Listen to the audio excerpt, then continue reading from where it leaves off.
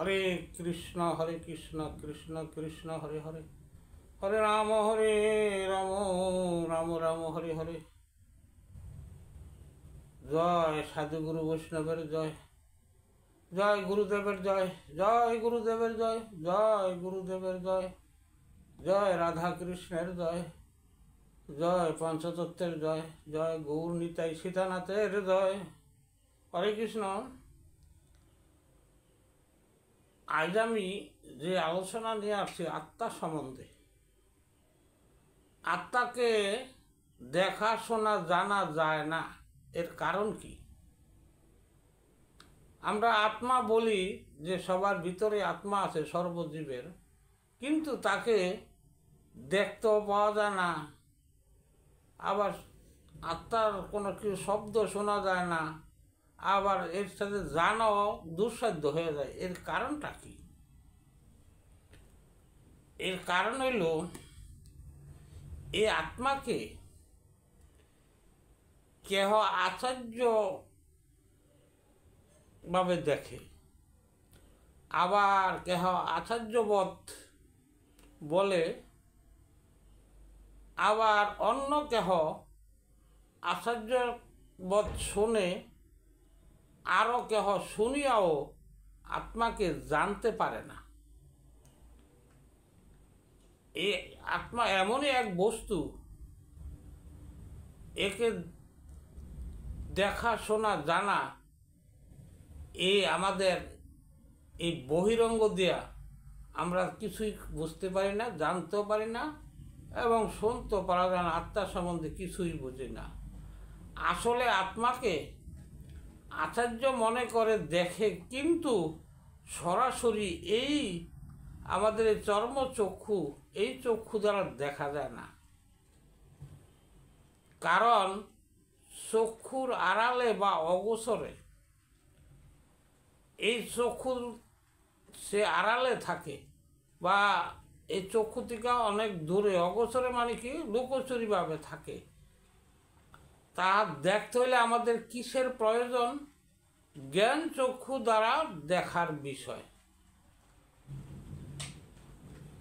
কেহ আবার আত্মাকে আশ্চর্য বলে মন্তব্য করে, সেই আত্মা অন্য কেহ শোনে, শুনিয়াও তারা কিন্তু জানতে পারে না। এই আমরা কিন্তু সবসময় শুই না থাকি যে আত্মা আছে, আত্মা সম্বন্ধে আমরা বলে থাকি, এই আত্মা থাকাতে জীব জীবিত থাকে, আত্মা চলে গেলে তার মৃত। এইভাবে কিন্তু আমরা এইভাবে কিন্তু সাধারণভাবে জানি। কারণ একে জানতে হইলে একটা আশ্চর্য বিষয়, তাদের কিন্তু অন্তর্চক্ষুর প্রয়োজন পড়ে। আমরা যেমন এই জগতে এই চক্ষু যে দিয়ে যে আমরা দেখি, এটা দেখার একমাত্র কারণ হলো সূর্যদেবের সাহায্যে। যখনই সূর্যদেব উদয় হয় তখন আমরা দিন বলি বা আলো পাই। এই আলোতে চক্ষু কাজ করে। যখন সূর্যদেব না থাকবে তখন কিন্তু আমরা কিন্তু সন্ধ্যা হইলে চোখে দেখি না, কৃত্রিমভাবে হয়তো দেখতে পারি, কফি লাইট এই সমস্ত জিনিস ব্যবহার করে। আসলে কিন্তু সবই সূর্যদেবের কারণ। তদ্রূপ এই যে আমাদের দেহটার ভিতরে যে একটা সূর্যের প্রয়োজন আছে, এই অন্তর সূর্য যার উদয় হয়েছে, এই অন্তর সূর্যের দৃষ্টি দ্বারাতে সে আত্মাকে দেখতে, শুনতে এবং জানতে পারে। তাহলে আমাদের কি হয়? আত্মাকে চিনতে হলে অন্তরঙ্গ শক্তির প্রয়োজন পড়ে।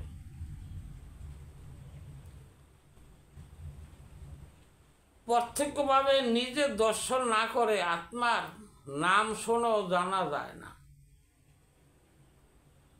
একজনে বলল যে আত্মা আছে, এর ভিতরে ওই আছে, যতক্ষণ পর্যন্ত এই নাম শুনি, নিজে যতক্ষণ পর্যন্ত না দেখি, ততক্ষণ পর্যন্ত কিন্তু আত্মার কিছুই বুঝি না আমরা। এ কারণে কেহ শোনেও জানে না, শুনছে কারণ সে জানতে পারে নাই। এখন এই আশ্চর্য দেখো দেখে না, এমনি বলি কি আশ্চর্য কাণ্ড, এ আত্মা আছে আবার চইলা যায়, আবার জন্ম হইলে আত্মার সাথে আসে।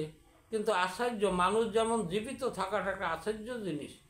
এই আশ্চর্যভাবে আমরা কিন্তু দেখি মানুষ, কিন্তু আমরা কিন্তু সে মুখে বলি দেখি, চোখে দেখি, কিন্তু কি দেখি? মানুষ দেখি, কিন্তু আসলে আত্মা আমরা কিছুতেই দেখতে পাই না। আবার যদি এই যে মুখে যদি আশ্চর্যবোধ বললে কিন্তু জ্ঞান চক্ষু নাই বলে আমরা দেখি না। এই যে আশ্চর্য জিনিস পৃথিবীতে যে আমরা দেখি, এই আত্মার আকার কিন্তু সবই একই রকম। একটা হাতির ভিতরে যে আত্মা, আবার একটা ক্ষুদ্র পোকার ভিতরে, পিপিলিকার ভিতরে একই আত্মা বিরাজিত। তাই এইটা একটা আশ্চর্য জিনিস, কিন্তু আমাদের কাছে এটা আশ্চর্য বোধ মনে হয়। যখন এই হাতি হবে বা অন্যান্য প্রাণী হবে, তখন তার কিন্তু ওই প্রাণী অনুসারে এই আত্মা যাই থাকুক না কেন, তার আকার, গঠন, শক্তি সব কিছুই আলাদা হয়ে যায়। তখনই আমরা মনে করি একটা আশ্চর্য জিনিস। আত্মা যদি সবাই থাকে, পিঁপড়ায় থাকে, হাতিতে থাকে, বাঘে থাকে, সিংহে থাকে, আসলে একটা আশ্চর্য জিনিস। এই আশ্চর্যভাবে আমরা মনে করি, কিন্তু আত্মাকে দেখতে আমরা শুনতেও পাই না, এবং আত্মা সম্বন্ধে আমরা আত্মজ্ঞান যতক্ষণ না আসে ততক্ষণ কিন্তু আত্মা সম্বন্ধে জানাটা দুঃসাধ্য। তবে এই যে যেভাবে আত্মাগুলা এই প্রাণের কর্মের দ্বারা চলিতেছে, এই দেহটা কিন্তু এই প্রাণের, এই ভিতরে যে প্রাণ আছে, আত্মা প্রাণ, এই এর দ্বারা যে চলতেছে, এই প্রাণ আসা যাওয়া করে, এই শ্বাস প্রশ্বাসটা আসা যাওয়া করতেছে। তার কর্ম ও কর্মের কোনো সার্থকতা নাই, সে নিষ্কাম রূপে বাস করে। এই যে আমরা যে শ্বাস ফালাইতে আছি, এই শ্বাসটা যে আস্তে আস্তে যাইতে আছে, তার কোনো স্বার্থ নাই, সে নিষ্কাম। এটা কি কার কাজ? এটা হলো আত্মার কাজ। আত্মায় শ্বাস প্রশ্বাস নিতে আসে, আনতে আসে, যাইতে আসে, এর দ্বারাতেই আমরা এই আত্মার কর্ম করি, শ্বাস প্রশ্বাসের দ্বারা। তার এই যে চাওয়া পাওয়া নাই, আবার অবিরাম এই যে সে চলতে আছে 21,000 এই 600 বার সে যে আসা যাওয়া করতেছে। আমাদের এমন কিভাবে আকাঙ্ক্ষাবিহীন কর্ম করলে কোনো পাপ স্পর্শ করবে না? এই আমাদের কিন্তু এই যে আত্মা আসা যাওয়ার ভিতরে আমাদের একটা ভয় আছে। কিন্তু কীরকম? এই যে আমাদের মৃত্যুটা, এটি হলো মহাভয়। এই মহাভয় এমনই বস্তু, কেহ ভয় পায় না, এভাবে খুঁজে পাওয়াটা খুব দুঃসাধ্য। আর বিষয়ীদের কথা বললেই কি, বিষয়ীরা তো সর্বদা মৃত্যুর ভয় পাইই থাকে, কারণ তাহারা সর্বদা বিষয় বাসনায়, তারা পৃথিবীতে থাকার জন্য বা মনে করে যে মরব না, এই জন্য সে মৃত্যুর ভয়টা বেশি করে। আর যারা মহান, তাদের ভয় থাকে না, কারণ তিনি বুঝতে পারে প্রাণের আসা যাওয়া, এই যে প্রাণটা যে আসতে আসতে তার ইচ্ছেই সে আসে, আবার তার ইচ্ছেই সে কিন্তু যায়। আবার তার ইচ্ছে যে একবারে দেহ থেকে চলে যায়। এভাবে যারা বুঝে তারা আত্মা সম্বন্ধে জানতে পারে এবং শুনতে পারে, বুঝতে পারে। এই বোঝাটার একমাত্র কারণ হলো আত্মদর্শী হইতে হবে। যখনই আমরা এই আত্মা সম্বন্ধে কিছু বুঝতে যাব বা শুনতে যাব, তখন আমাদের প্রয়োজন আত্মদর্শন করা। হরে কৃষ্ণ, আপনারা সবাই আত্মদর্শী হন।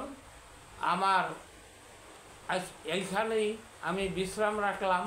হরে কৃষ্ণ কৃষ্ণ কৃষ্ণ হরে হরে, হরে রাম রাম রাম হরে হরে।